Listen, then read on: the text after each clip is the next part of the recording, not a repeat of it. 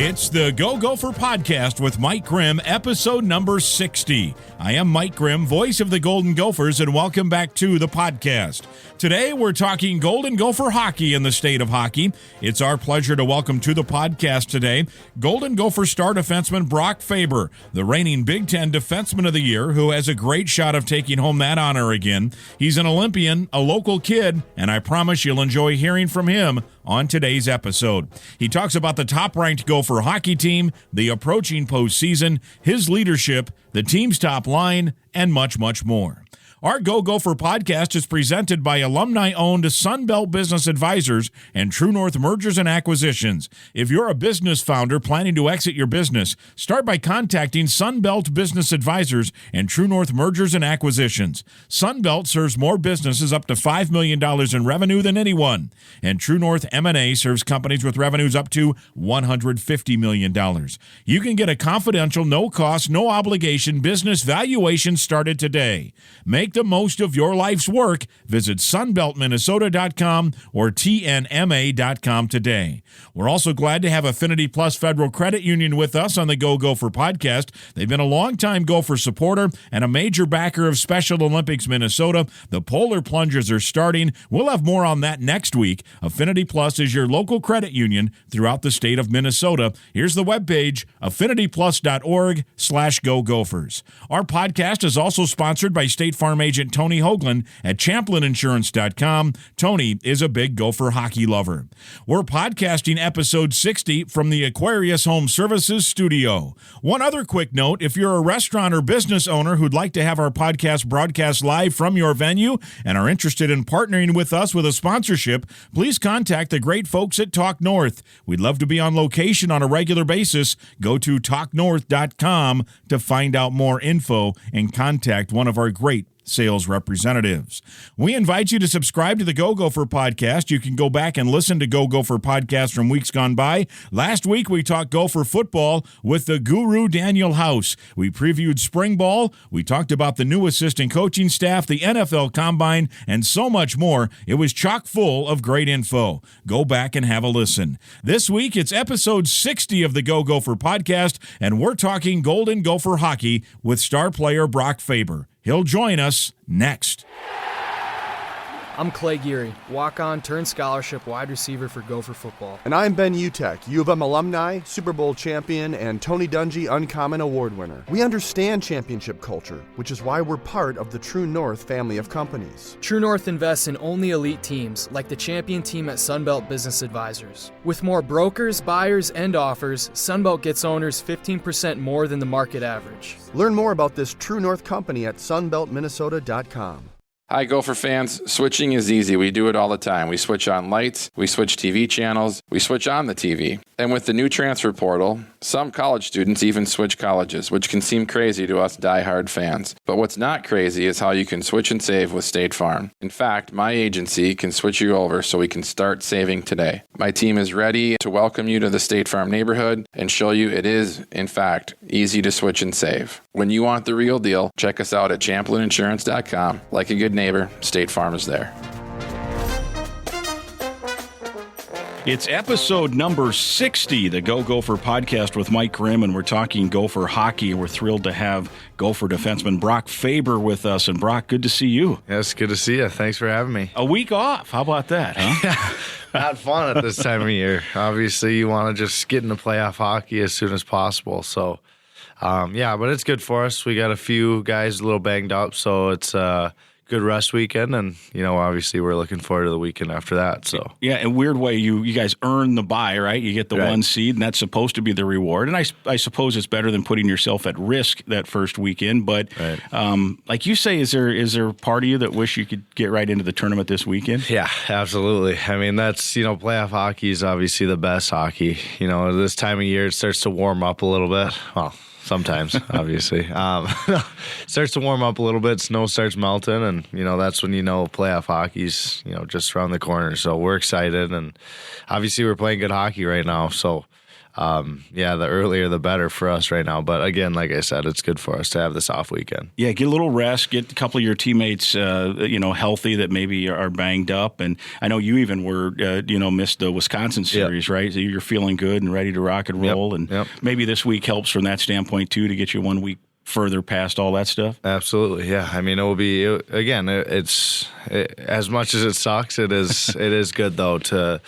Obviously get in that training room, get the body feeling right going into playoffs, be at 100%, obviously when it matters most. So yeah. You mentioned you guys are playing well, and it's really been, a long stretch, early in the season. The newcomers were, I think, probably trying to find some chemistry and such, but I think it was from November to February that there were no Big Ten regulation losses. I mean, there was I think the overtime game with Michigan at the end, but otherwise, you're just cruising through the league, and it's a tough league. I mean, what's that like when you're playing well and feeling well, and you want to keep it rolling, each weekend? Yeah, I mean, obviously there was a lot of learning experience for us at the start of the year.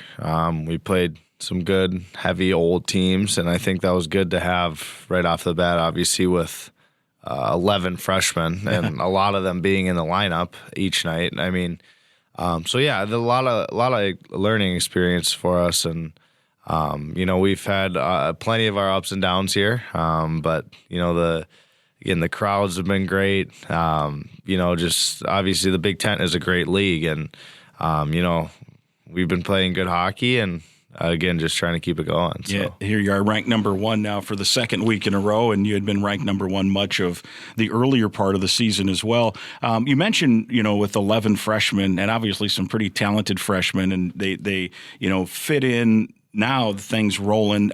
As one of the leaders and one of the captains, what did you have to do? Certain things maybe at the start of the year just to get those guys up to speed quick enough to where you could get to be, to the number one ranking in the country? Yeah, I mean, I think for all of our freshmen, they're very mature off the ice, and I think, obviously there needed to be a little bit more maturing on the ice, but you talk about Logan Cooley, Jimmy Snuggerud, obviously. Those are two guys who do things on the ice that I couldn't even really think of doing sometimes. But and then there's guys like Luke Middlestead, Ryan Chesley, Brody Lamb, Connor Kerr's playing great hockey.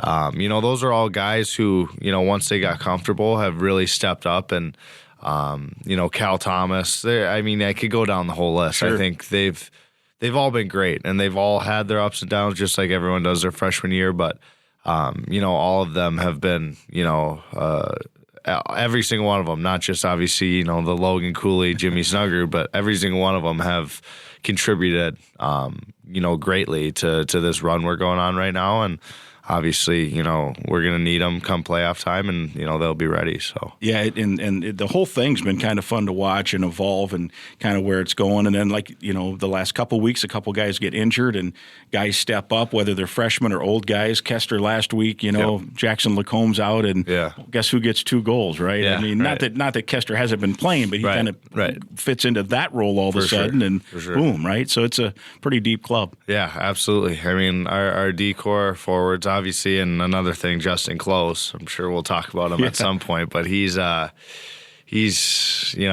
rock of this team. He's brings it every night, brings it every day in practice, and he allows us to play the way we do. So. Your head coach jokes sometimes about Justin Close, that maybe they should have been playing him a little more. Obviously, Jack LaFontaine, your former teammate, had this run of great games, right? He's Richter finalist, all this stuff. All of a sudden, Close gets put in there. Did you have an idea that he could do what he's doing just based on what you would see in practice? Yeah, I mean, everyone knew it. Like when my freshman year, it was Laffer and then Jared Moe and then Closer. He was the third string, and every day it was just the same him. He didn't change. He hasn't. It's one of the coolest things for sure I've ever seen. Just. In the sense that he's the exact same person, the exact same on the ice, off the ice, the way he's on before practice, stays a little after, the way he treats his body, it's all the same. From my freshman year when he was our third string to now where he's, in my opinion, the best goalie in the country. Yeah. But, yeah, he's such a special leader on this team, and human and obviously hockey player. And like I said, he's definitely a rock. So. Yeah, and when he's, protecting the net, obviously, on the ice, it's a big deal. But Bob Motzko this week on his coach's show, I was listening to that, and he said that he thinks that there's all kinds of great leaders on this team, but maybe if he had to pick a guy to be the heart and soul kind of guy, that Close might be that guy. Would you agree? Absolutely. I mean, I'd say the reason for that is just simply because, like I said, he's been through it all. Yeah. He's been loyal to this program. He loves this program. He wants the best for this program. And, him being a third string versus now being the best goalie in the country, it's, like I said, there's he's the same. And he loves this program to death. He loves his teammates. He treats everyone with so much respect. And obviously then, that aside, the way he plays, he is a rock, and he brings it every night. And, I obviously could sit here and talk about him. He's my goalie, too, so whenever I mess up, he's always there to help me out. So, obviously, I'm a little biased, but, I could talk about him forever. He's definitely the rock. You mentioned that, and I'm going to ask this in a bit of a joking manner because you don't make a lot of mistakes, but on those rare occasions maybe you do have something. Do you ever on the fly as you're skating say thank you? Oh, yeah. Good you tap him on the pad, whatever it is. I mean, yeah, we have a great decor, but we're definitely not perfect. And, he definitely makes us look a lot better at times, that's for sure. Is there something innate in hockey and you obviously come up playing it from a young age, that a goaltender, is it harder for a goaltender to be the heart and soul guy, or is it easier for that guy to be kind of the leader of a team, or does it just vary by team? I think it definitely varies by team. I think, there's goalies are a lot different. Some of them are a lot quieter. Some of them are just focused, locked in on. And Closer has that side of him, but also during the week he's pretty social, and everyone loves him off the ice. And I'm not saying that like goalies are weird or anything, but I'm just saying they definitely are different in the way like they're positionally they have to be a little bit more focused. And I think with him though it's. He's just a normal guy. If you looked at him, talked to him, he's just a Canadian up north kid who, just loves to play hockey and loves his friends and family. And, I think it definitely varies. But in his case, he definitely, takes the crown for that. Yeah. So. Well, it's a great story, as you said. It's pretty cool to see how he's progressed. And, it seems like a lot longer now, but I guess it's just a little over a year where he's just been this stud in that. It feels like forever ago. But, yeah. But it is where we're at. So the regular season is over. And the format, we talked about the bye, so we don't need to talk more about that. But in terms of the Big Ten tournament format, that's kind of stretched over 3 weeks, do you like that, or do you wish they would compact it? I mean, if you could wave a magic wand, would it be better to maybe make it a 1 weekend or a 2 weekend kind of deal? Yeah, I mean, I think it would be. I like the way they do it, having the home ice advantage. That's obviously fun, getting the crowds into the buildings and. Really make it feel like a playoff atmosphere. I think obviously it's, in our case, we can't complain. We get the bye weekend, but the only thing I could complain about is just wanting to play more hockey, and I think everyone's kind of in the same boat there. But yeah, I like the way it's set up. Obviously, I'm grateful that we're going to have home ice if we win in that semifinal, and then have a Big Ten championship at home again, which was obviously a tremendous crowd. We played Michigan there, but obviously, hopefully, we want a better outcome this year. But yeah, I no complaints for sure. And then obviously from there, it's into the tournament format, and you guys, like I said, you've been playing at a high level, really. Since Thanksgiving time, but do you feel like this is kind of, the way you kind of put it to Ohio State over the weekend and have gotten rolling again a little bit, do you feel like this might be where you're hitting the stride at the right time? Yeah, I hope so. I hope we can keep this going. I think Penn State, the weekend when I wasn't out, I got injured to Wisconsin, out for Penn State. That was one of our best weekends of the year. Me and Ryan Chesley were out. We were watching the game together. And if they're going to play like this, maybe we just out all year. But no, I think that was when it started, and yeah, I think we definitely carried it into this weekend and looking to do that, and obviously in a playoff time. So, and I guess the other thing too, going back to that bye week, there I was going to ask you about. Sounds like your coaching staff is trying to do something a little creative, where you guys will have a little scrimmage and a little road trip, right? Oh yeah, yep. So we're cool. Yeah, the boys are excited for sure. We're going down to Rochester. Obviously we're gonna practice Friday, and then scrimmage Saturday. Have a little inter squad scrimmage. So it'll be good amount of people there, from what we're hearing. So, it'll be a fun time. Obviously, it's always fun hanging out with the guys on the bus and the hotel, and it's those are always the funnest times. So we're definitely excited to get out of here for a weekend and just hang out with the guys. So. And I remember even early in the year, and even last year, Bob Motzko, your head coach, talking about the importance of road trips, maybe even in hockey more than some other sports where, whether you guys are playing cards or whatever it is, do you think he's on to something there, that's a big deal? Absolutely. I mean, I think for us, we're unbelievable tight group. And I think the tighter you are going into playoff time, it obviously won't hurt. So yeah, not only that, but it's just fun getting away with all the guys and, just spend time with, we spend every 4 hours a day together every day, and obviously can't get enough. These are the best times, being in college. And, I think there is definitely some truth to that in the sense where the closer you are, the better. And I think that could translate on the ice for sure. Yeah, and when it's only a scrimmage this weekend, that might even be more fun, not having to worry about a scouting report and, an actual Big Ten game, right? And it will be competitive, too, because obviously I don't want to lose to whoever's not on my team, obviously, and that's the same with every guy, so it'll be fun. Yeah, that's the other thing, too. This looks to be a pretty competitive group. I thought even that second game with Ohio State, there was some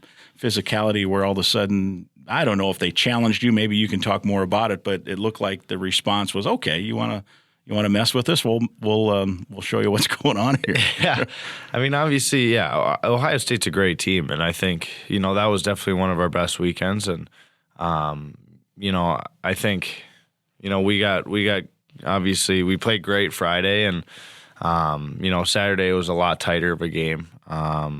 Got some penalty trouble early, and they jumped out on us pretty early there. So I don't know. I think, we're able to play physical. Obviously, we're a very skilled hockey team, but when we're at our best, we're playing physical hockey. We're playing with grit.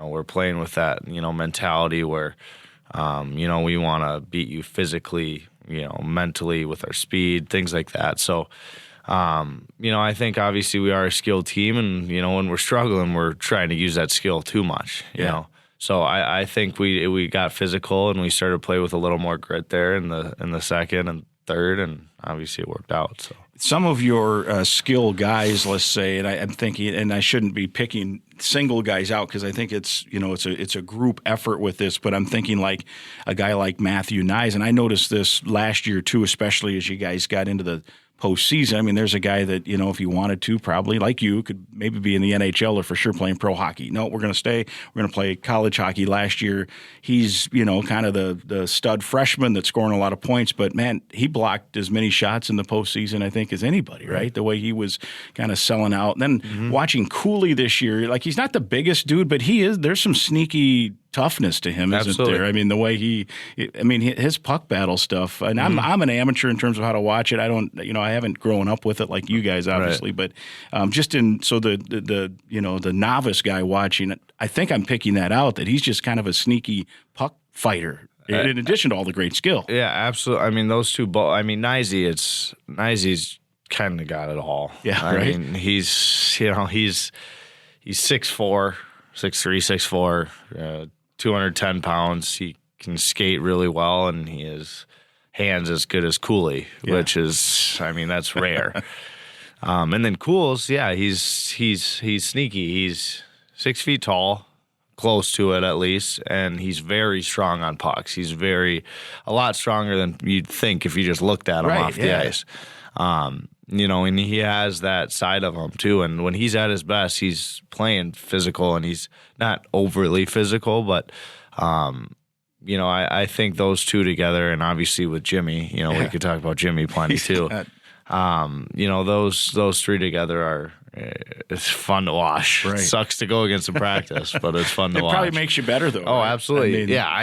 It's fun to go against those three in practice. Obviously, they push the pace, they challenge all of us, and it bleeds down from them. And obviously the Jackson, Nelson line, Brodzinski, Nevers, those are the three leaders up front. And, it all bleeds down from them too. So the overtime goal against St. Cloud, where it looked like St. Cloud was backpedaling and trying to figure out what they wanted to do as time winds down, and it looked like Cooley just said, "To hell with this," right? Yeah. And he kind of tackles a guy, and then you end up getting the intercepting the pass, right? And then take me through what you saw in that play and how much fun it was in a packed house to win that game. Obviously, in-state rival, it's fun to beat those guys, and they're a tremendous hockey team as well. And the guy just skated down my wing. All I did was poke it, and I ended up winning the foot race to it. And I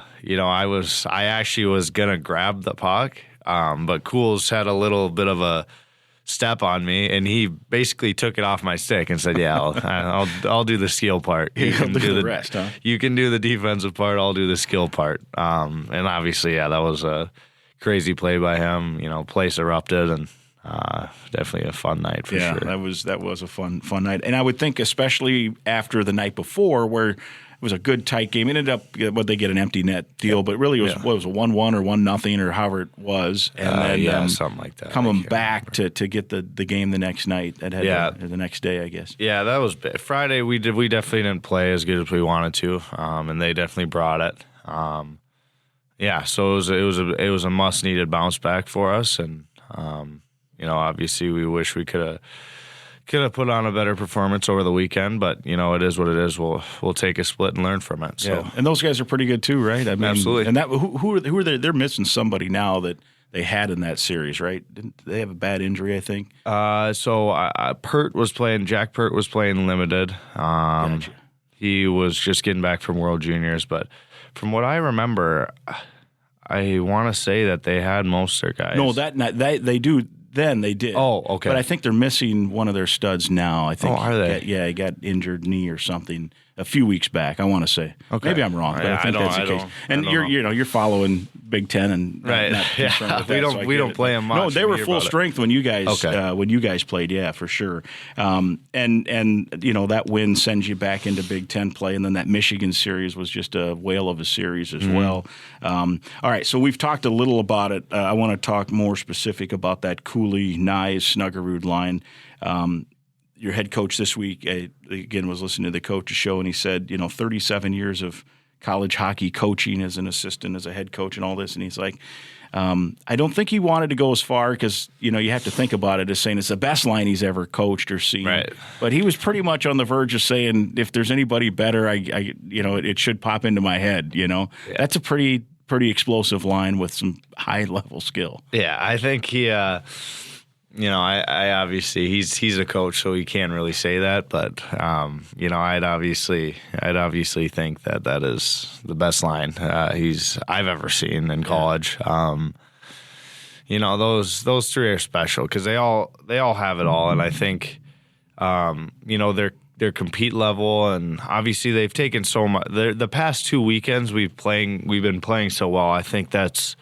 A lot due to those guys. They're playing the game the right way. I think, they're all skilled enough to take over a game with their skill, but, sometimes that can be a little bit dangerous. But, when those three are going and they're playing the game the right way and, they're forechecking, back-checking, working, having short shifts, they're at their best, and that's when our team's at their best. I think... we've been so successful over the past 4 games, again, because of those threes, the way they're working right now, they're finding each other, they're being positive on the bench, and obviously that's huge for us, and it's fun to see. And yeah, I've never seen anything like it. Yeah, like again. And you think about last year, Myers, Nyes, and who was the third on that line? Hughlin for a little bit. That was a heck of a line too, right? For a little bit. Yeah, sure was. Sure was. And this line is, is just incredible. Were you on the ice or on the bench? I forget. On their kind of fancy goal with the blind pass. I was. I watched that from the bench. Yeah. What did you think live when you saw it? I mean, again, just something that I couldn't even think about doing that they just pulled off. So, yeah, it's we all us defensemen, we all just looked at each other like, oh my gosh, what just happened? Yeah. But yeah, that was special. I mean, that's just rare to find in college hockey out of 2 freshmen and a sophomore. One being who obviously could have played probably in the NHL after last year, and the other 2, we'll probably have contracts waiting for them at the end of the year here. Yeah. They're 3 special players, 3 special people, and obviously we love thankful that they're on our team. That's for sure. You mentioned with Nyes, he could be playing in the pros now. You could probably be playing in the pros now. You could be. Lacombe could be playing in the pros. Some others maybe, but you guys were, I think, the big trio, right? That said, "Hey, what? Take me back to last year when did you guys discuss it, or was it all individually that it just coincidentally you all decided to come back, or how did that work?" So it was. I remember after last year, my mindset going into the Frozen Four was, I don't know what I'm going to do. Obviously, I wasn't focusing on it at all. But I knew that I wasn't going to leave if we didn't, win a national championship, obviously. And, I think those guys were in the same boat. So I met with Bob, obviously, told him, and, then it just started rolling from there.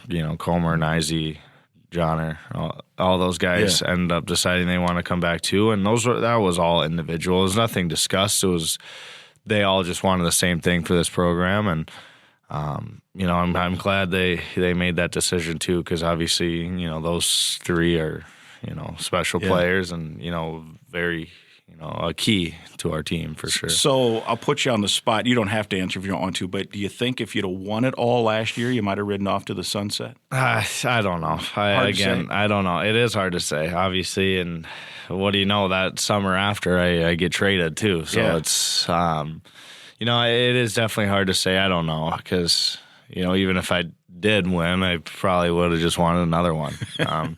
And that's another thing is I've mentioned this a couple times, but.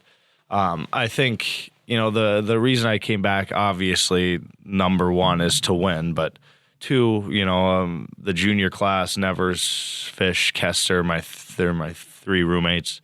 This team, just being on campus, how special this place is to me in my heart, I think, that's obviously just as important to me as a national championship is, just the relationships I have here. And, it was, so like I said, again, it was win or loss. I think I would have, just because I do feel like I need to develop more. And, obviously this place is, again, so special to me, family right here, and all my best friends within, 50 feet of me. It's special. So, so that was a draw too, just to continue to be part of the whole thing. Yeah, absolutely. And you can see it was a special team, a special group, and it's continuing now. What do you think you take from that experience last year, making the Frozen Four, as you get ready for postseason this year? Obviously, the Big Ten's starting next week, and then the big dance, a few weeks from now. Yeah, I mean it's obviously the goals first off, just to win our next game, focus on one game at a time. Obviously, it's pretty easy to think about regionals, but obviously we have we want another Big Ten trophy. That's our goal right now. It's just focus one game at a time, and again, just keep working to get better each day. And focusing now on little details. Obviously, practice shorten up a bit, and just staying in shape, staying at 100%, and getting the body and mind ready for playoff hockey. So I think that's maybe too one of the most impressive things about what you guys have done so far this year is you made the Frozen Four last year, and I would think, and you knew you had a good team coming back. Where I would think instinctively you're like, let's just get to the end. Let's just get to the end because that's really the deal. But you guys, there weren't many clunkers. I mean, every night you guys brought it. You're getting points every night. You're sweeping. What do you attribute that to? The fact that, because I'm sure deep down you're just like, let's just get to March here. Right. Let's just get to late February so we can get into postseason. But it's a grind. It's a long season, right. And every night you guys basically showed up. Maybe 1 or 2 off nights, or 3 maybe, and that's usual. But right. But I would think in a position like that, it would be easy just to say, hey, let's just get through the weekend and let's go next weekend and let's just wait for March to turn it on. But you guys did not. Right. Yeah. I mean, I think that's obviously a credit to our upperclassmen and coaching staff getting us. I think, the first game, obviously, to the last regular season game, I think, obviously, there's definitely a different feel to it. But at the same time, we all are here because we love it here.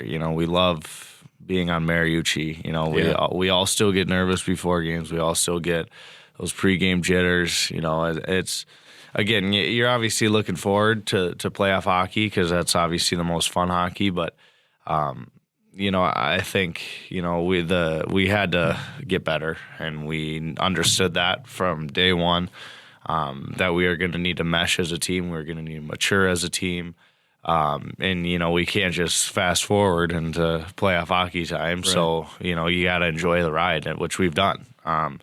We've learned a lot. We've matured a lot. We've our regular season goals, we've hit most of them, and obviously now we have playoff goals that we're looking to hit. So now just keep that focus. So yeah, you're wearing your letter jacket here as we record this on campus, and your head coach talked about that. Maybe you were part of it, that they were delayed because of COVID. Then you guys all finally got them, and he said he thought it was the coolest thing that you guys are wearing them every place. Yeah, I've never personally gotten a letter jacket. I went to Maple Grove High School my freshman year, and then I went out to Michigan, kind of flopped around high school. So it's my first letter jacket. So obviously I wear it everywhere, and it's I think for all of us, it's always been a dream to play for the Gophers hockey. And just being here, you see guys on whether it's, I don't know, old movies, or you always see the letter jackets and things like that. And we all think that's pretty cool. And we definitely bringing them back, wearing them to games, and it's a nice jacket. I mean, I don't think I've ever gotten a nice jacket as nice as this, but we all love them. And I don't think I started. I think the seniors did. A few of the seniors, Jackson Lacombe, probably. Yeah. Colin Schmidt, Stotty, a few of those guys, and obviously it bled down to us. So now that's what you wear when it's chilly. You get out and exactly. wear the. You mentioned a lot of you guys grew up dreaming to be Gophers. Was that a simple recruiting process then, or was there other options for you? Or take me through that in terms of ultimately ended up playing here. Right. Yeah. So I committed to Notre Dame when I was young, really young, 14, 15. And I grew up with the Janikes, their names are. They play for Notre Dame. The dad played for Notre Dame. Grandpa was like the whole Notre Dame family. I grew up playing best family friends with those guys. And went on my visit. Obviously, Notre Dame's a beautiful campus, beautiful facilities, everything. And I left home to play at NTDP in Michigan, the junior program over there. And obviously, about 5 months in, I felt like I wanted to come home. Obviously, I didn't like being away from Minnesota. I made that decision, and from there, it was obviously I knew where I wanted to go, and it was definitely a tough decision because the whole family, everyone was so bought into Notre Dame, but I'm thankful that they were great to me about that whole process, and came here, and then the rest is history. So. Now they just get to jump in the car and drive a few miles to see you play, right? No doubt. You mentioned the home crowds. I wanted to ask you about that because so I got to town in 2006. It was still a couple years after the 2002-03 championships, but even then, the old we hear it still like old WCHA stuff, and you had to be in a lottery to get student tickets and all that stuff. Yeah. And then through things that I don't think were necessarily the program's fault with, all of a sudden it's the ticket price increase, and then the WCHA breaks up and just different things. Attendance had dwindled a little bit. Started to pick, and then COVID hits, right? And no game, and no fans for the games. That had to be weird playing in empty rinks. And then all of a sudden you guys are back, and then all of a sudden you're starting to win and get ranked in the top 5, and now it's number 1, and the crowds start building back up. The Michigan, you mentioned that earlier in the podcast, the Michigan crowd of the championship game last year. I don't say that started it because there were other good crowds before that, but it's carried over. What has that meant to you to when people come up and say, hey, it's like the old days now. This is you guys have kind of brought this back. Right. Yeah. I mean, I think obviously the old rivalries and all those are still there. But obviously the Big Ten is a pretty damn good conference. Yeah. And they do have some like Michigan's one of the all-time great hockey programs. So they come to town. That's a heck of a series, right? Absolutely. I think, I think, obviously the older generations that grew up watching Gopher hockey the way it was, the change was definitely not easy for a lot of them. But, you talk about Penn State, they're like 5th or 6th in the Big Ten and ranked top 10 in the country. Right. So I think it's definitely, people are starting to realize that the Big Ten is, 1, a good conference, and 2, that there's good hockey to be played. And I think another thing that kind of that people weren't happy about was we weren't at our best, the Gophers. And obviously, programs go through ups and downs, but one as historical as ours, I think it was tough for people to see. And obviously, all the guys that are on this team now are here to bring this program back to where it's supposed to be.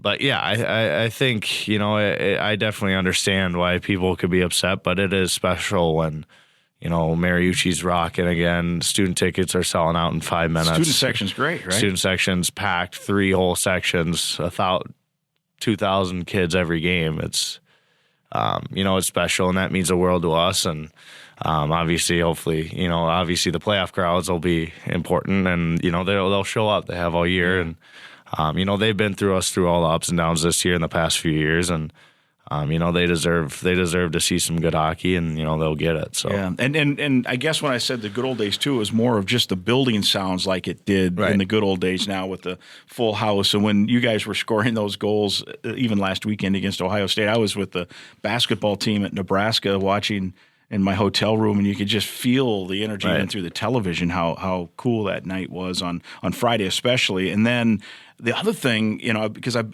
have gone to the game, just sat in the stands as well, is the amount of young kids now that come to those games, and they're wearing their stocking caps from their high school team, and they might have a hoodie on with a Gopher or whatever, but I'm talking like 9-year-old, 8-year-old, 15-year-old, and their moms and dads are there, and that I don't know if that's changed or not, but I just think that's a lot of the crowd is young. Yeah, and these kids, and they'll go up and hit the plexiglass, before or after the game and all that stuff. So I think that would have to be rewarding as a player to look up and see these young kids watching you guys play. Yeah, I mean it is. I had hundreds of Gopher jerseys when I was a kid, sweatshirts and hats, and seeing this place the way it is, obviously, again, we're playing good hockey, and we were all in those kids' shoes too. It was all of our dreams to be here, and I think that's what's so special about Minnesota hockey, and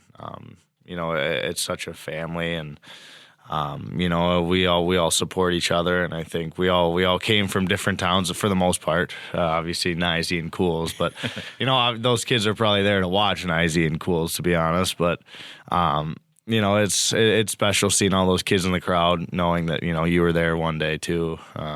It's special for sure, and such a privilege, and we're all thankful for it. So, when did you get on skates the first time, and then when did it kind of sink in that you might be better than most of the kids you're playing against? I think I started skating at like 4 or 5. Yeah.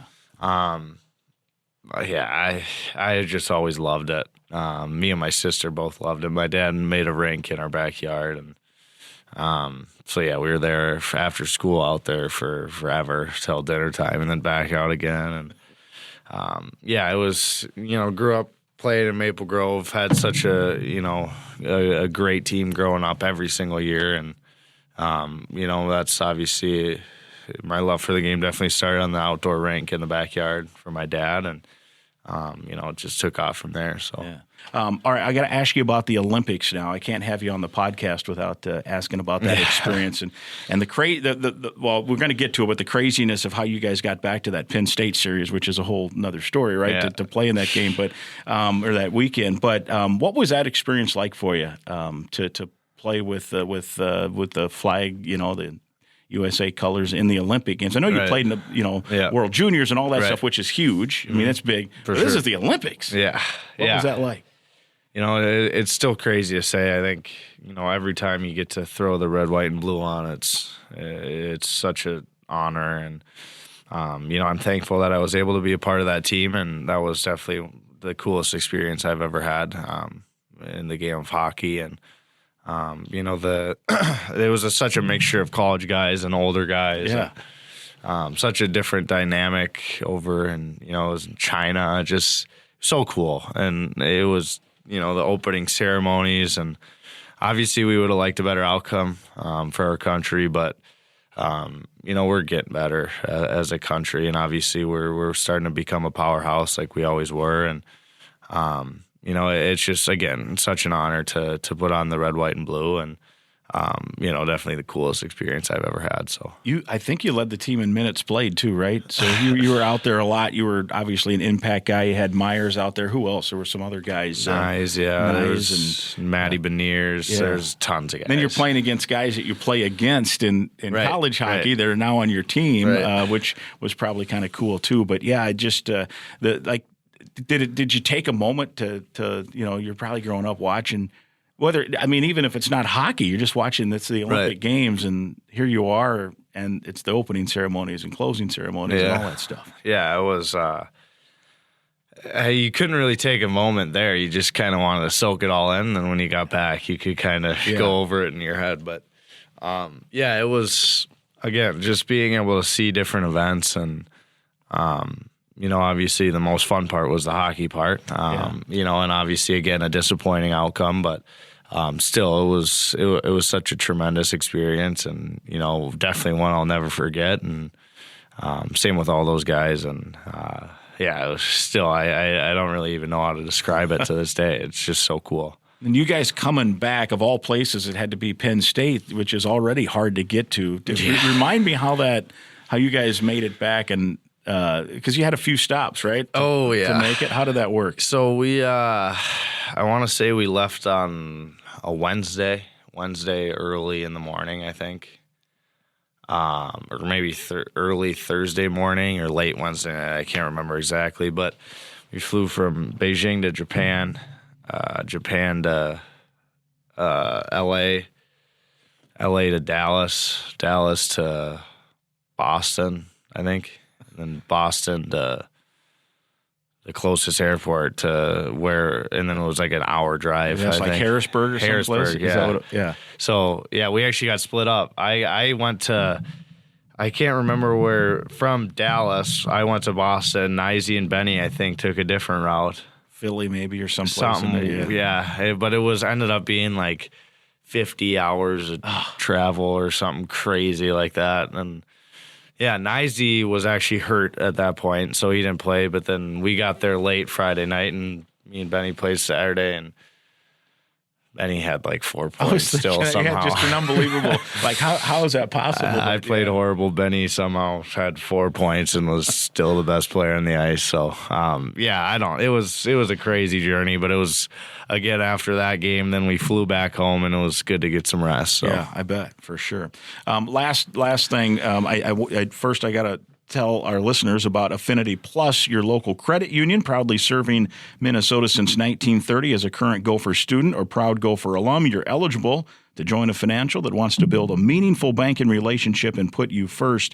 You can meet with a local employee at any of their branches statewide, including one near campus right in Minneapolis off of University.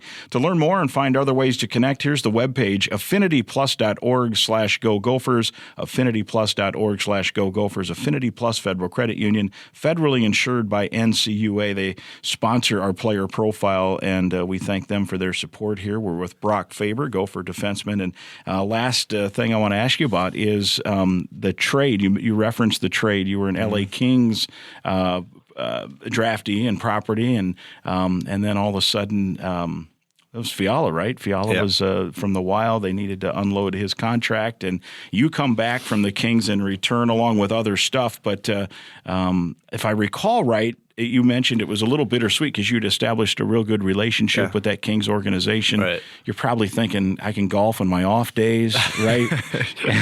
But I suppose if there's some consolation, it's you're playing 20 minutes from where you grew up once that, when we get to that point. Yeah, I mean, it's, it was for sure, like you said, bittersweet. Obviously, they were so great to me over there, and I had so many relationships I formed from that, and, they drafted me and they always checked up on me, things like that. So definitely thankful for everything they did for me. And, but again, obviously the sweet part of it is, 25 minutes from my house where I grew up is where the Minnesota Wild play. And that was always a dream, playing for the Gophers, playing for the Wild. And, it's definitely a dream come true. Obviously, I'm not there yet, and I hope to be there someday. Absolutely, throw on a Minnesota Wild jersey, But it's for now just to look back on it. It's definitely, again, so grateful for it, and hope to make an impact at some point with the Wild. So yeah, I can't wait. But let's put it on hold for a little bit. You have still some work to do here, absolutely. Right? Absolutely. I'm all in here. So and I think even Bill Guerin mentioned that. He's mentioned it a couple of times. Like, we're going to let Brock work on. He's just going to focus on college hockey, and then when the time's right, it'll be a match. Yeah, it's crazy to think, but again, like I said, I hope to be there, but definitely focus on the Gophers right now and doing everything I can for this team. So, well, have fun in Rochester this weekend, and then back to the real deal next week. And, absolutely, and let's hope that we all end up in Tampa. And we all have a good time. Absolutely. All right, good to see you. Brock, thank you so much. Thanks for having me. Yep. Brock Faber, Gopher defenseman, episode 60. I hope you enjoyed getting to know University of Minnesota standout defenseman Brock Faber a little bit better. My thanks to him for spending some time with us. I enjoyed that conversation immensely. What a bright future for Brock Faber. The Go Gopher podcast episode number 60 was presented by Sunbelt Business Advisors and True North Mergers and Acquisitions. If you're buying or selling a business, visit sunbeltminnesota.com or tnma.com today. We're also partnered with Affinity Plus Federal Credit Union, a locally member-owned full-service financial invested in you. You can learn more at affinityplus.org/GoGophers. Affinity Plus sponsors our player profile segment like the one with Brock Faber today. We're also sponsored by State Farm agent Tony Hoagland. Again, I'd invite you to listen to past podcasts, and please be sure right now to click the subscribe button to the Go Gopher podcast. It's free to subscribe and free to listen at any time. And please share the link to the podcast with others so they can listen and subscribe as well. We'll talk again next week.